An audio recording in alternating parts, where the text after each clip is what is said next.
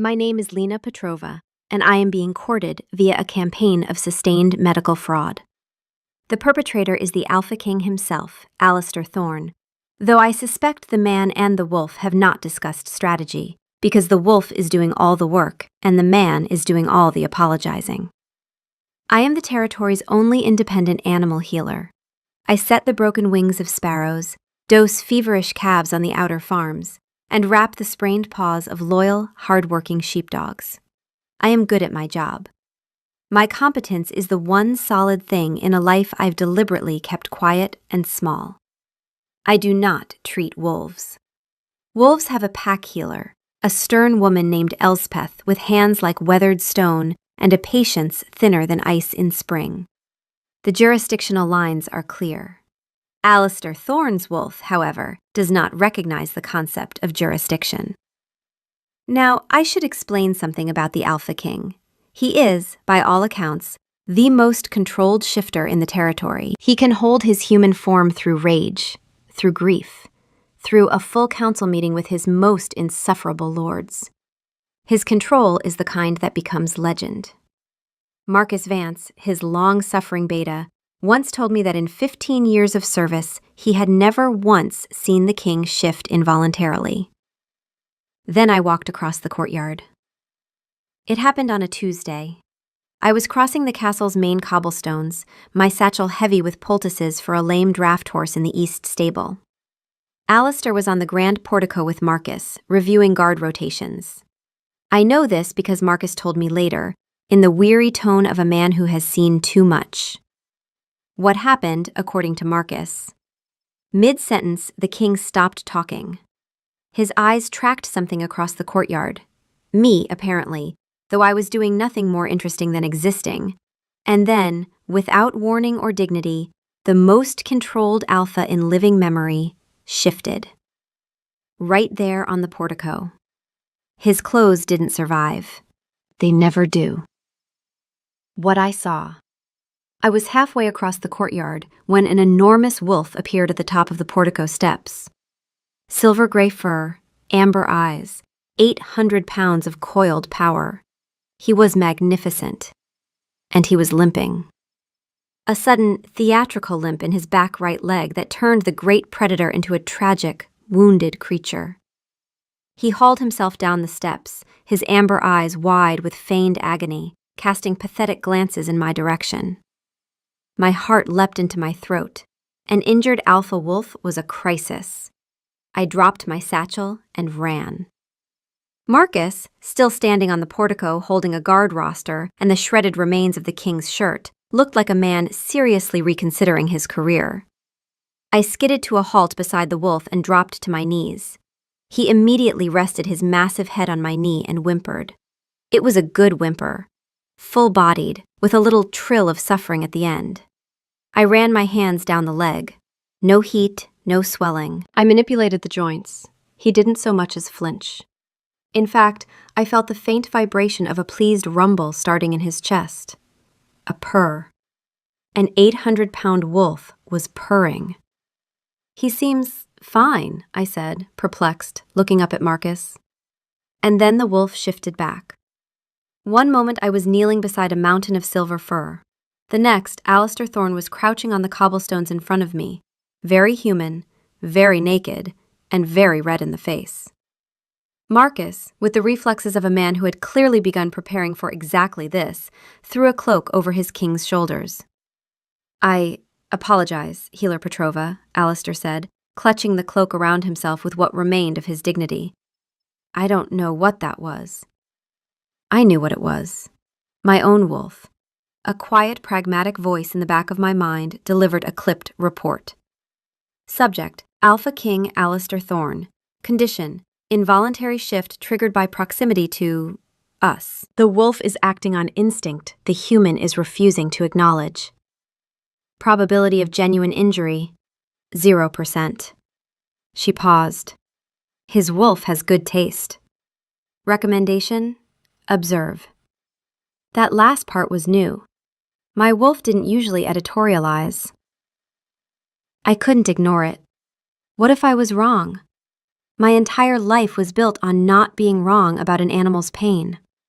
So the next week when it happened again, this time in the armory, where Alistair had been inspecting new steel, before his body apparently decided that wolf form was more productive, I attended. The wolf developed a deep, rattling cough that echoed magnificently off the stone walls. He hacked and wheezed only when he was looking directly at me. The performance stopped the second I placed my stethoscope on his chest. His heart rate was perfect, his breathing clear. He wagged his tail through the entire examination. When he shifted back, wrapped hastily in Marcus's ever-ready spare cloak, his jaw was tight with embarrassment. "This doesn't usually happen," he muttered, not meeting my eyes. "I have excellent control." "Your wolf wants attention," I said, packing my things. "He's the alpha wolf. He has the world's attention." "He wants my attention," I clarified, my voice flat. Something flickered in his eyes, not embarrassment this time, but a raw, unguarded honesty that he immediately buried. "Yes," he said quietly. "He does." He didn't say, "And so do I," but the silence said it for him. My wolf filed a brief update. The human is aware of his wolf's objectives and is not actively obstructing them. He is merely too stubborn to participate. Also, his shifted form is well proportioned. This is noted for the record. "Are you annotating his physique?" I asked my wolf internally. Observation is the foundation of good medicine. The involuntary shifts grew more frequent. Marcus began carrying a bag with a spare set of the king's clothes at all times. The castle staff developed an extraordinary collective ability to look elsewhere, a thorn in the paw, which required me to inspect all 4 of his enormous thornless feet, while he sighed contentedly. A mysterious rash on his belly that was just fur. Each time the pattern was the same. Alistair would be going about his business, I would appear, and his body would betray him. In the training yard one morning, as I crossed toward the east stables, I watched 3 young pack wolves sparring in their shifted forms, a tangle of fur and playful growls that scattered the chickens from the adjacent coop. One of them, a lanky gray yearling, broke off to shake mud from his coat before shifting back, laughing and breathless, reaching for the clothes pile by the fence. Shifting was ordinary for them, easy, like breathing, the casual way they moved between forms, wolf to spar, human to joke, wolf again to chase a friend who'd stolen their boot, made Alistair's rigid control look less like strength and more like a man holding his breath his entire life. Training the fainting spell. I was in the market, buying herbs, when a panicked guard found me. The alpha wolf had collapsed in the training grounds. I ran, my heart pounding with that same stupid fear. I found him sprawled in the middle of the packed earth, a mountain of motionless silver fur. The entire on-duty guard was standing around him in a panicked circle. I skidded to a halt, dropped to my knees, and began my assessment. And then I saw it. One of his amber eyes was cracked open, just a sliver, watching me. When he saw I was looking, the eye snapped shut. An 800-pound apex predator, the most powerful wolf on the continent, the king of the entire territory, had just fake fainted for me. A sound escaped my throat, something between a laugh and a choke. Marcus, who had arrived with the spare clothes bag, pinched the bridge of his nose. "He's faking," I said, standing up and dusting off my trousers. "Your king is an accomplished actor." The wolf, sensing the jig was up, sighed dramatically and rose to his feet. He shifted back, and this time I was ready, averting my eyes while Marcus performed the cloak maneuver with practiced efficiency. "I was trying not to shift," Alistair said, his voice strained as he knotted the cloak. "I saw you coming, and I told myself, not this time, and then—" He gestured helplessly at himself. My wolf offered another assessment. Subject's involuntary shifting is accelerating. His wolf is overriding 15 years of disciplined control because the logical human refuses to simply walk up to the woman and speak to her. The wolf has concluded that direct action is required. Methods are unorthodox, commitment level is high. She paused again. "We respect the commitment." "We," I thought. "You and I are in agreement on this matter. He is interesting. His wolf is persistent. This is an admirable quality in a potential—" "Stop," I told my wolf firmly. She went quiet, but the silence felt distinctly smug. I thought that was the peak of the absurdity. I was wrong. The absurdity was about to go conscious. It happened a week later. I was in my small clinic on the edge of the castle town, a converted stable that always smelled of hay and antiseptic. My patient was a farm dog named Patches, a sweet-natured mutt with a genuinely broken leg. I was carefully setting the bone when the door creaked open. It was Alistair, alone, in his human form, fully clothed. He was holding his left arm against his chest, his handsome face pinched in a fair approximation of pain. Patches, despite his injury, thumped his tail against the floor in greeting to the king. "Your Majesty," I said, surprised. I carefully finished wrapping the splint on Patch's leg. "Can I help you?" "I think I pulled something," he said. His voice was laced with a pained grimace that was, to my practiced eye, entirely counterfeit. "In training." I finished with Patches, giving the good boy a gentle scratch behind the ears. Then I turned my full attention to the king of all werewolves. I looked at his arm. I looked at his face, and my brain froze. He was making the wolf's face. His own wolf's face.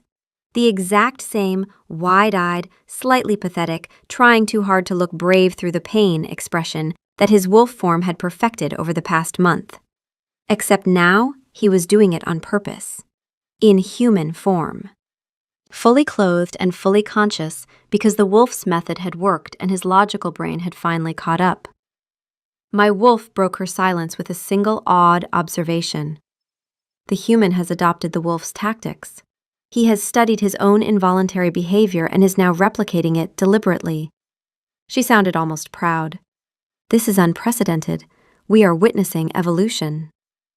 "You're not hurt," I said, my voice devoid of inflection. "It's very painful," he insisted. There was a flicker of something in his eyes, not pain, but a desperate sort of hope. It was the same look I saw in stray dogs who weren't sure if you had a rock or a piece of bread in your hand. I sighed. It was a long, weary sound that came from the depths of my soul. I was a healer. My hands knew how to fix things. It was the only way I knew how to interact with the world. He knew it. His wolf knew it. They were weaponizing my own nature against me, except they were the same person, which made it somehow worse. "Where?" I asked, the word flat. A slow smile touched the corner of his mouth. It was a small, triumphant thing. "Wherever you want to check." Something warm and entirely inconvenient bloomed in my chest. I crushed it. I picked up a roll of clean linen bandages. "Let me see the grievous injury, Your Majesty." He held out his perfectly toned, utterly uninjured arm. I ran my fingers over the muscle, feeling for any sign of a strain, a tear, a knot.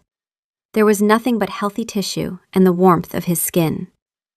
His breath hitched when I touched him. His heart rate, I could hear it pick up. A strong, steady beat that sped up under my fingertips. He wasn't hurt, but he wasn't calm either. I was the one causing the symptom. I wrapped his forearm in a neat, professional bandage, not too tight, not too loose. A perfect, pointless dressing. "There," I said, securing the end. "Try not to exert yourself." He looked down at the bandage, then back at me, his eyes dark and serious. "Thank you, Lena," he said, using my first name for the first time. "I feel better already." He kept the bandage on for 3 days. He displayed it like a trophy, a king who had won a war, and this was his medal. The pack wolves smirked behind their hands. Marcus developed a permanent furrow between his brows, and my wolf, unbidden, offered a quiet thought as I watched him cross the market square, bandaged arm held just slightly higher than necessary, looking pleased with himself.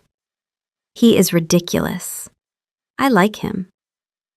I didn't argue. The next morning, Marcus Vance appeared at my clinic door.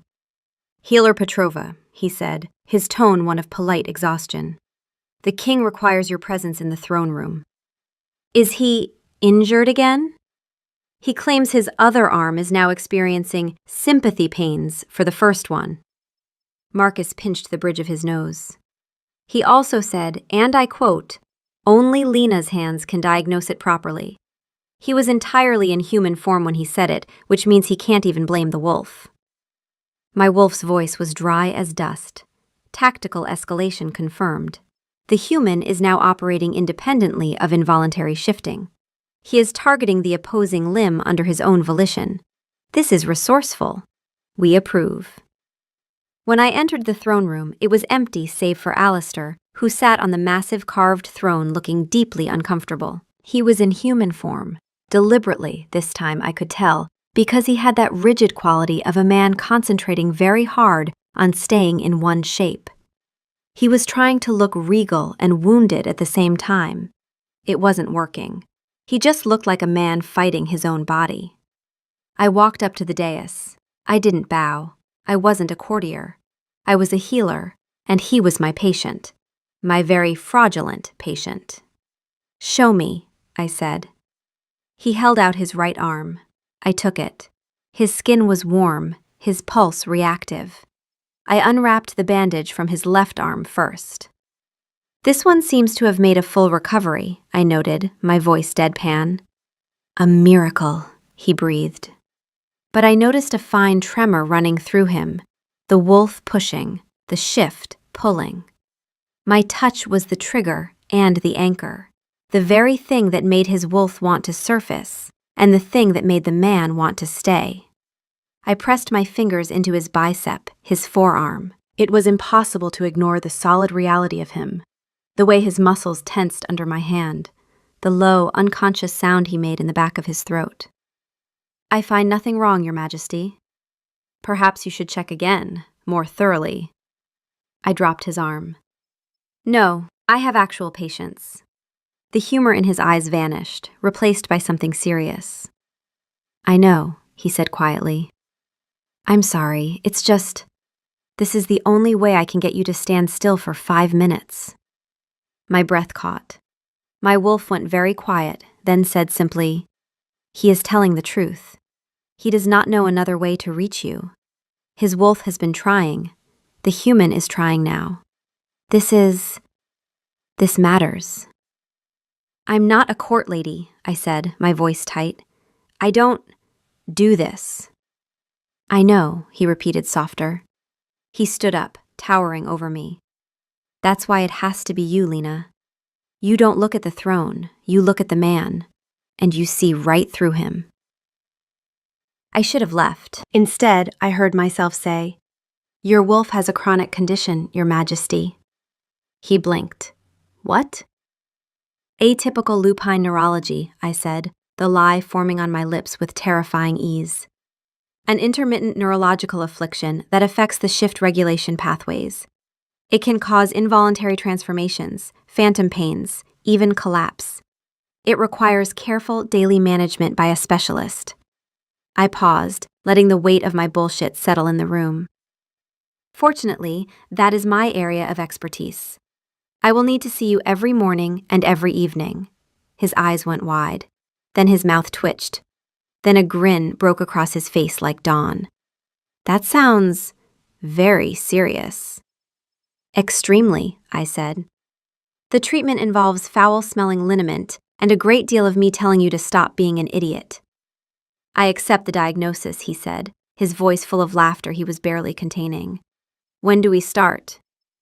My wolf delivered a final assessment. "You have just voluntarily committed to touching this man twice a day for the foreseeable future. You did this on purpose. I want this noted for the record." My new life began the next morning. I arrived at the king's private chambers at dawn, armed with a bottle of liniment I used on arthritic horses. Marcus met me at the door. "He's been waiting for you," Marcus said. He canceled his morning spar, said his neurology was acting up. He also shifted twice before breakfast, once when a maid mentioned your name, and once when he smelled the herbs from your clinic on the morning breeze. Marcus paused. "I am running out of spare shirts." Alistair was standing by his balcony in simple trousers and a linen shirt, freshly dressed, since the previous set had not survived his morning. He turned when I entered, and the smile he gave me was private and warm. "Good morning, Lena. How is my condition today?" Severe, I said, setting my satchel down. I produced the liniment. This promotes circulation. He eyed the bottle. It smells like a bog. It's very therapeutic. Arm, please. He rolled up his sleeve. The daily ritual began. I would massage the liniment into his arm, my touch firm and professional. But the clinical nature of the act was a fiction. I was intensely aware of him, the heat of his skin, the way his breathing changed under my hands. And I could feel the shift pulling at him, a fine tremor beneath his skin, a flash of amber at the edge of his irises that he blinked away. He was concentrating so hard on staying human that a vein stood out in his temple. My touch was the thing that made his wolf want to surface, and the thing that made the man want to stay. My wolf watched all of this with keen attention. His heart rate elevates 22% when you touch the inside of his wrist. This is noted. Why is that noted, I thought? For science. The daily treatments became our routine. Mornings were quiet, still half asleep, the liniment's terrible smell filling his chambers while the sun rose. Evenings were different. His duties were done. The castle was quiet. We talked. He asked about my patients, about the chemistry of my remedies. He was genuinely curious. He listened, his head tilted, his gaze intent. No one had ever been this interested in the mundane details of my life.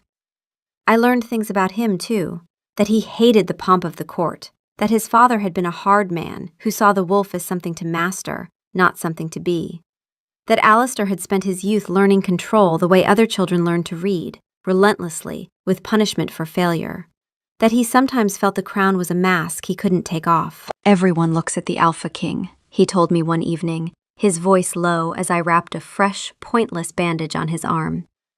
They see the power, the title. They don't see the man who has no idea what he's doing half the time. They should, I said softly. The man is better than the king. He looked at me like I'd handed him something he didn't know he needed. My wolf, who had been listening quietly, said, "He is lonely. Not in the way people notice. In the way that a wolf who has never been allowed to run carries it in his body. We know this kind of loneliness." She was right. I knew it in my bones. One morning, after the treatment, Alistair stopped me. "Wait." He gestured to the table where a beautifully wrapped package sat. "This is for you." Inside was a satchel, snow-white leather, royal crest in gold leaf, polished silver buckles, and a strap hung with glittering jewels that tinkled like tiny bells. It was the most beautiful, opulent, and utterly useless thing I had ever seen. My own satchel was a tool, stained and scarred with the stories of 100 rescued animals. This was a crown for a bag. "It's a lot," I managed. He looked crestfallen. "You don't like it?" "It's impractical. The white leather would be stained in a day. The jewels would scare the calves. It's too heavy." I stopped myself. "It's very beautiful, Alistair, but it's not me." His face fell. "Oh. My satchel is part of my work. It's supposed to be messy. Every mark on it is a life I helped." He looked at my old satchel, really looked at it, and I watched understanding cross his face. He didn't argue. He just nodded, slowly, and said, "I see." My wolf, unexpectedly gentle. He tried. He was wrong, but he tried. Give him time. He is learning to see you. Most people never bother. The shift happened. Not a physical one, but a tectonic one, on the day I decided to stop pretending. It was an evening treatment, 3 weeks into our routine. I was massaging the liniment into his forearm, and his eyes were half closed, his breathing slow. The tremor was there, faint, but he was managing it. I had become his anchor. I knew the exact pressure that settled him, the precise spot where the tension in his forearm unknotted. I knew that if I pressed my thumb into the center of his palm, his breath would catch. I knew that if I let my fingers trail up past his wrist to the sensitive skin at the inside of his elbow, his eyes would flash amber and his whole body would go very, very still. I knew these things because I had been cataloging them, clinically, professionally. For science, as my wolf would say. And on that evening, I let my fingers trail past his wrist. His eyes snapped open, full amber, for just a second before he pulled them back. His breathing had stopped entirely. "Lena," he said, his voice rough. "What are you doing?" "Checking your circulation," I said, my voice perfectly steady, my hand perfectly still against the inside of his elbow where his pulse was hammering. "It's part of the treatment." "That has never been part of the treatment." "I've updated the treatment." We stared at each other. His eyes were dark, intense, and I could see the question forming, the one he was too controlled, too careful, too well-trained to ask. My wolf, who had been growing increasingly impatient with the pace of human courtship, delivered an exasperated directive. "He will not make the first move. He has been trained out of it. You will need to be clearer. Significantly clearer." So I was clearer. "Your pulse is elevated," I told him, my thumb still on that hammering beat. 112 beats per minute. That's high, even for you. "I wonder why," he managed. "I have a theory," I said, and I watched his pupils dilate. "I think your condition may be more serious than I initially diagnosed." "How serious?" "I may need to extend the treatments." I let my voice drop, just slightly. "More thorough examinations. Possibly twice daily monitoring of your vital signs." He exhaled, a long, shaky breath, and a laugh broke through it. "You," he said, his voice caught between desire and delight, "are diagnosing me with feelings." "I'm diagnosing you with an elevated heart rate, Your Majesty. The cause is a separate clinical question." "And what is the cause, in your professional opinion?" I looked him dead in the eye. "Me." The smile that broke across his face was worth every awkward morning, every fake injury, every terrible bottle of horse liniment. He leaned forward, his hand coming up to cover mine where it rested against his arm, his fingers lacing through mine. "That," he said softly, "is the most accurate diagnosis you've ever given." My wolf delivered her assessment in a tone of deep satisfaction. "Finally, you may proceed." After that, it was war, but the good kind. He showed up at my clinic the next day, unscheduled, fully clothed, no visible injuries, carrying a single wildflower he'd clearly picked from the castle garden. He held it out like a man presenting state credentials. "For your clinic," he said. "I noticed it doesn't have any color." "It's a stable. It's not supposed to have color." "Everything should have color," he said, and placed it in an empty tincture bottle on my workbench. "My wolf. He brings offerings now. Small ones. This is correct behavior. We accept." The next morning, during his treatment, I wore my hair down instead of in its usual practical braid. I never wore my hair down. It got in the way. But I had noticed, during our weeks of proximity, that when a loose strand escaped my braid, his eyes would track it, and his hand would twitch, and his pulse would do that thing. He noticed. His hand trembled on the armrest. "Your hair is different," I said innocently, leaning forward to examine his perfectly healthy shoulder, letting my hair brush his arm. "Different," he repeated, his voice strangled. His eyes went amber. He gripped the armrest so hard the wood creaked. He did not shift. It cost him, visibly. I hid my smile in his shoulder. My wolf purred. He escalated. The next day, he arrived for his evening treatment, having just come from sparring, still in his training shirt, the linen damp and clinging to every line of him. He did not usually come to treatments from sparring. He usually bathed and changed first. He was a king. He had standards. "Sorry," he said, not sorry at all. "I didn't have time to change." "That's fine," I said, my voice admirably steady as I pressed my stethoscope to his very muscular, very visible chest. "Deep breaths." He breathed deeply. I listened to nothing because there was nothing wrong with him. My wolf offered a detailed physiological assessment that I will not be repeating because it was deeply unprofessional. I escalated back. During the next morning's treatment, I accidentally spilled liniment on his hand and cleaned it off with a cloth, slowly, finger by finger, holding eye contact the entire time. "You missed a spot," he whispered, his voice wrecked. "Where?" He turned his hand over, baring his palm. "Here." I cleaned the non-existent spot with the pad of my thumb, pressing gently into the center of his palm. His eyes closed. His breathing went ragged. The shift tremor ran through him, and for once he didn't fight it. He just let it pass through, a shudder that was almost a sigh. "Better?" I asked. "Worse," he said. "Much worse. I think you're going to need to see me 3 times a day." "That seems medically excessive." "I have a very serious condition." "You have a condition I made up.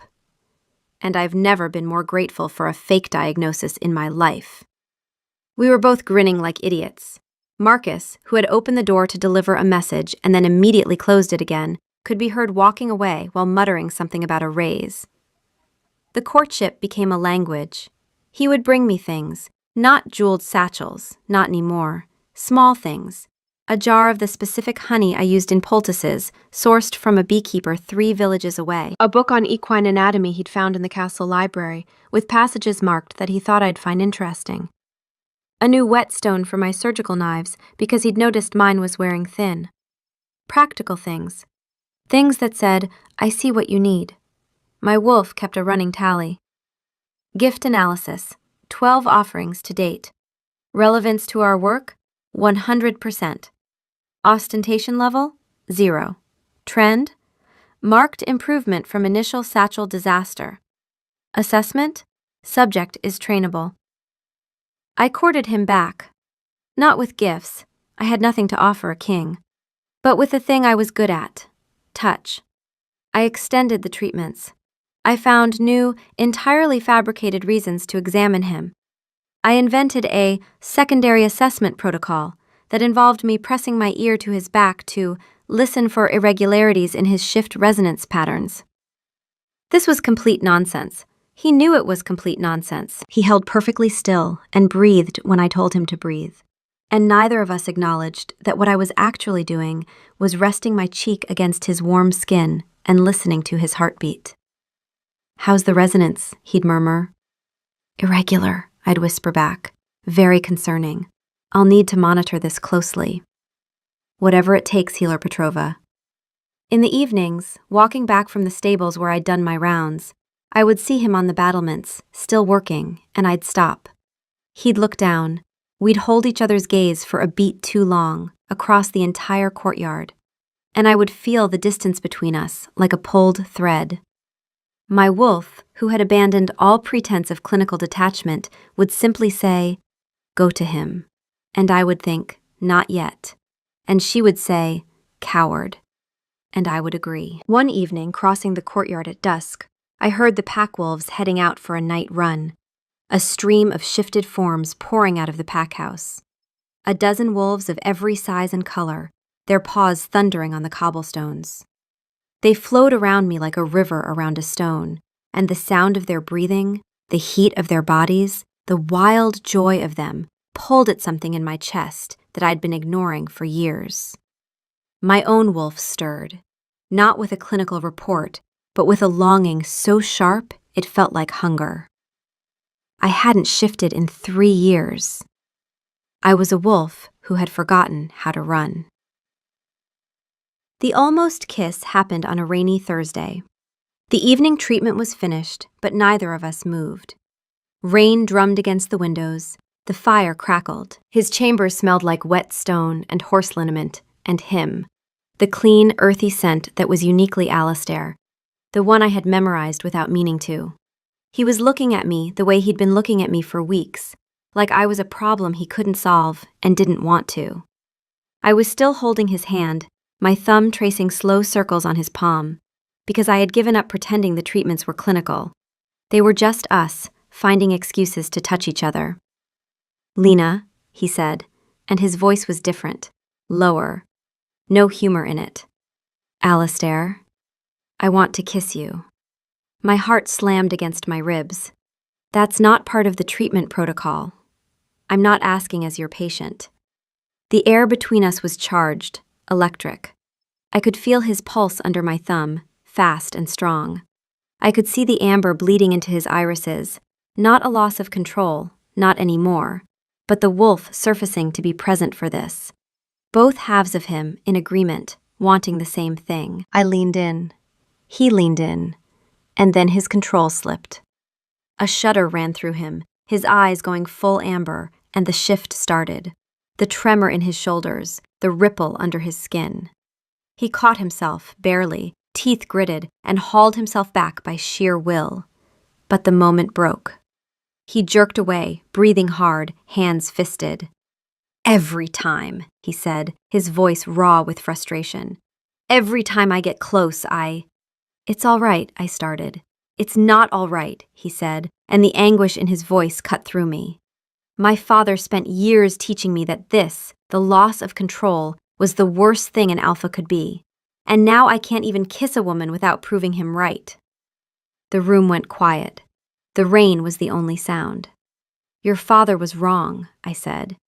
He looked at me. "Your wolf isn't losing control, Alistair. Your wolf is the most honest part of you. It knew before you did.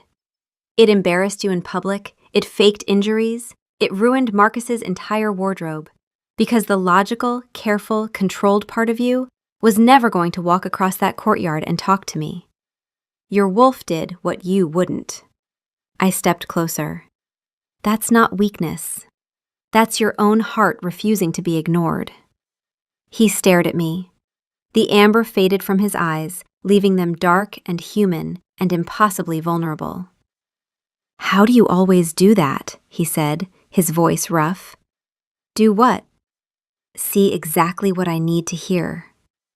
My wolf, very quietly, Tell him why you see it.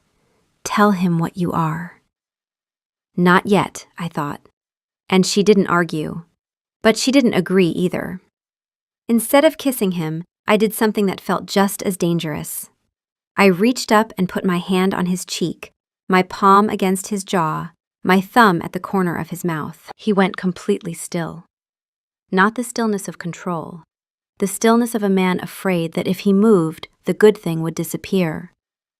"Tomorrow," I said. "We'll try again tomorrow."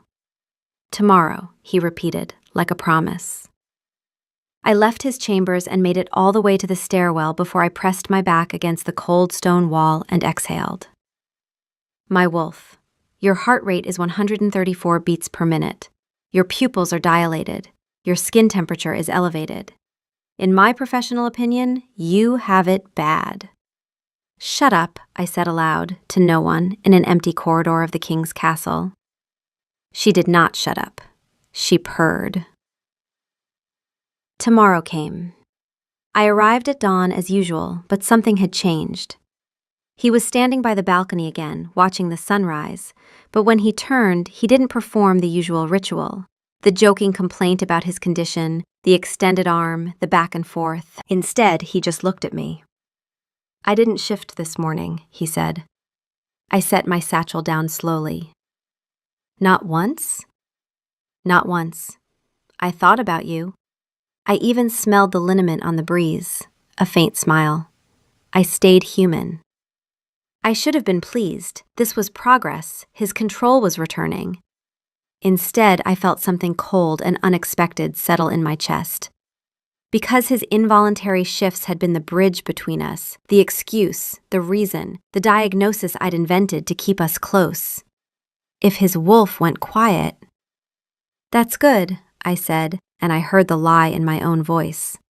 He heard it too. His eyes sharpened. The treatments continued that week, but they felt different. He was calm, controlled. The tremor was gone. His eyes stayed human.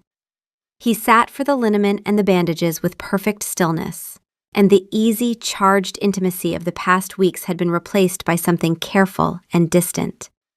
He was being polite, appropriate, kingly. He was, I realized with growing horror, pulling back. His control had returned, and with it, the walls. The man who had learned from his father that the wolf was weakness had looked at what his wolf had done, the public shifts, the fake injuries, the spectacle, and was now overcorrecting. Being sensible, being the kind of king who didn't make a fool of himself for a healer.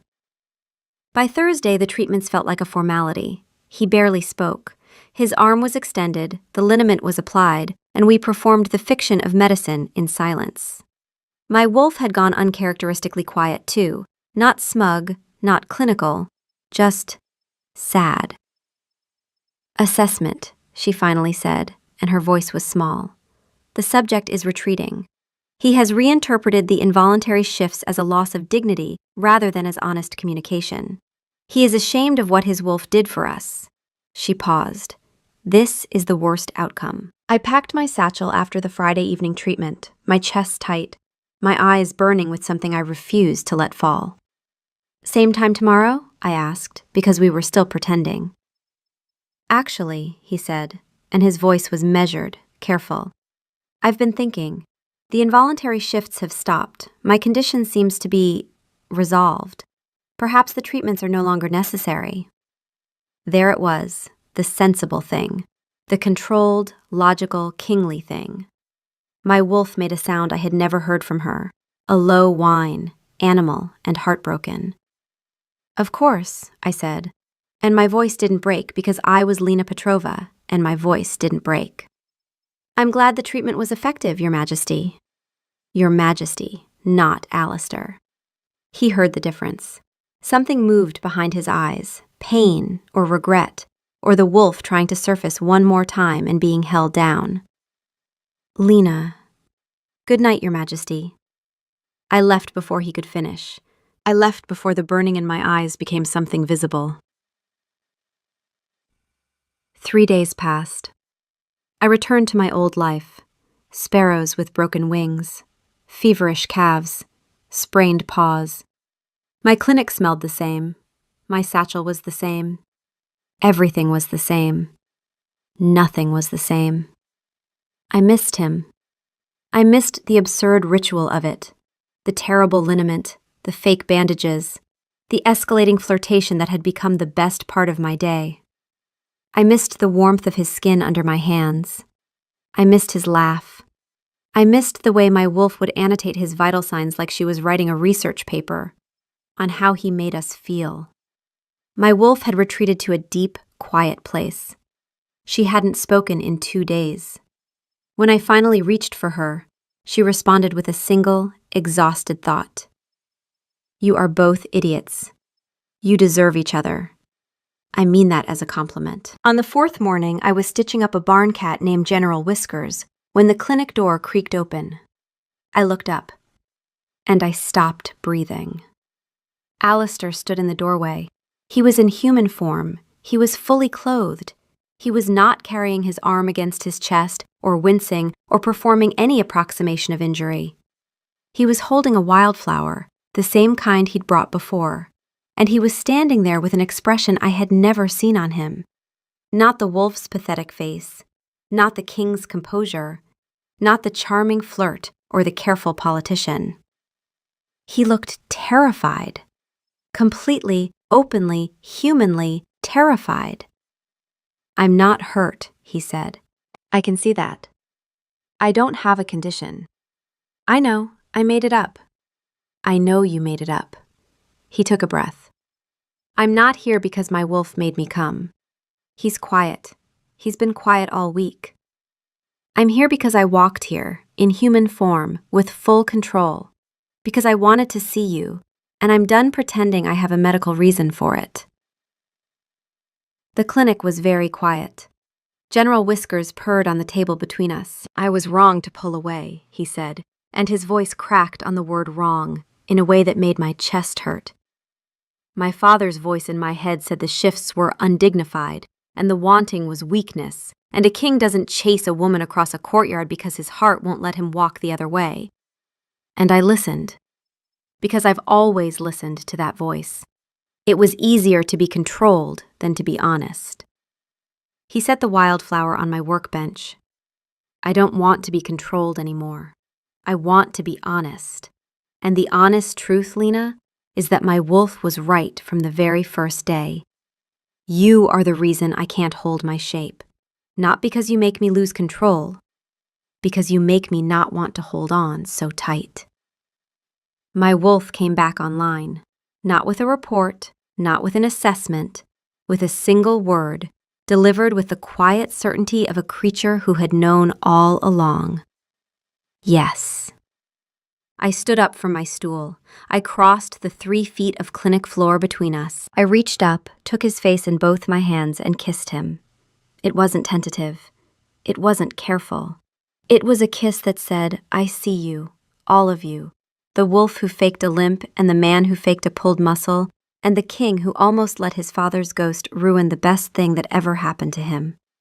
I kissed him and he kissed me back, and his arms came around me, and for once, for the first time, there was no tremor, no flash of amber, no shift threatening to take him away from the moment. He was fully, completely, deliberately human, and he was choosing to be here. When we finally broke apart, both breathing hard, he rested his forehead against mine. No more fake injuries? I whispered. I can't promise that, he said, his lips brushing mine. The wolf has a proven methodology. I laughed, a real, helpless, joyful laugh, and he caught it with another kiss. And another. And another. My wolf, her voice warm and satisfied and deeply, insufferably smug. Diagnosis confirmed. Prognosis? Excellent. Treatment? Ongoing. Indefinitely. It happened on a moonlit night 2 weeks later. We were on the battlements, listening to the pack wolves run below, their howls threading through the dark.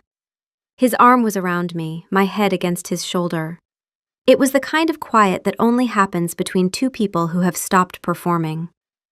Below us, the pack flowed through the trees like a silver river, and the ache in my chest was so sharp I made a sound without meaning to. He looked down at me. When was the last time you ran? 3 years, I said. My voice came out smaller than I intended. After my mother died, the wolf felt too much. Everything was louder, sharper, more raw. So I stayed human. I buried myself in work, in the clinic, in being useful with my hands instead of my instincts. I swallowed. I forgot what it felt like to run. His arm tightened around me. He didn't offer sympathy. He didn't say he was sorry. He said, "Run with me." My wolf, who had been curled in that deep, quiet place for 3 years, lifted her head. I don't know if I remember how, I said, and I meant more than the mechanics. You don't have to remember, he said. You just have to let go. He smiled, and there was something raw in it. I'm told that's the hardest part. I had a very good healer explain that to me once. He stepped back and shifted. No hesitation, no control, no rigid discipline. He just let it happen, the way the young wolves in the training yard let it happen, like breathing. One moment he was a man, the next 800 pounds of silver-gray wolf stood on the battlements, his amber eyes steady on mine. Patient. Waiting. My wolf said, "Please." I closed my eyes.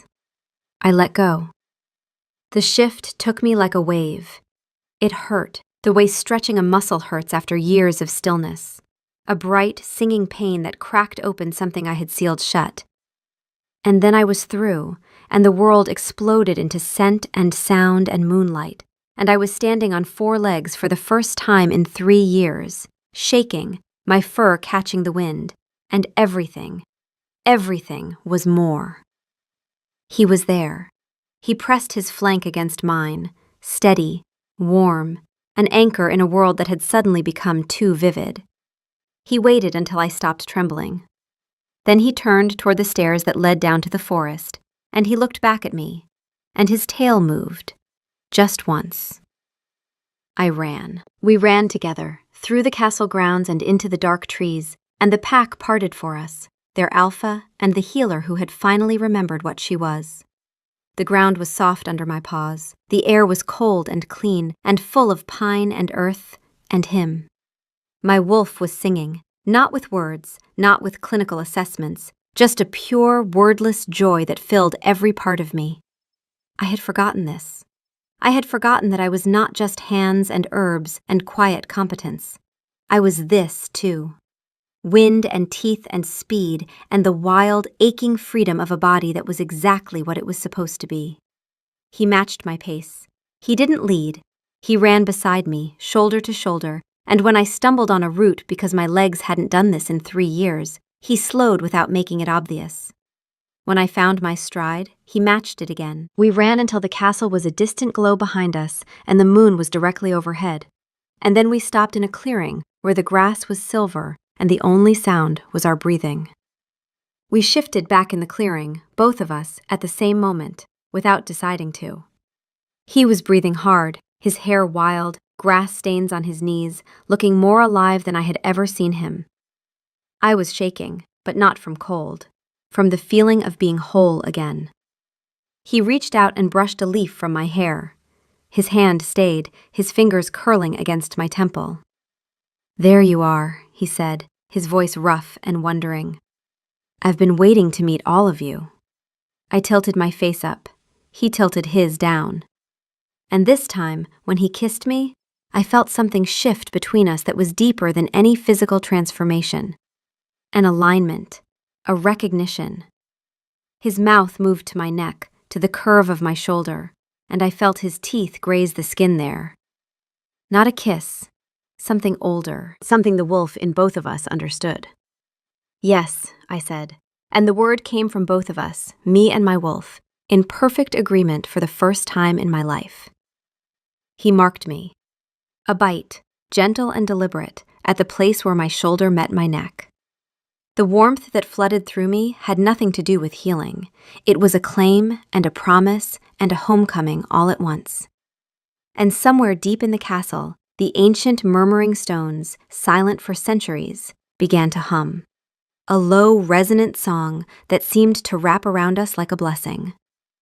"Mine," said every line of his body. "Mine," said every beat of my heart. My wolf, satisfied beyond all clinical expression. "The bond is complete. All vital signs are optimal. I am going to sleep now. You don't need me for what comes next." "Thank you," I told her, silently. "You're welcome. Also, his resting heart rate around you has never once been below 90. I just want you to know that. Good night." Our life found its rhythm. Not the careful, performative rhythm of fake diagnoses, but a real one, messy and warm and full of laughter.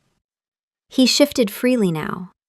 Morning patrol runs with his wolves, evening walks with me in wolf form, carrying my satchel in his jaws like a very large, very dignified retriever.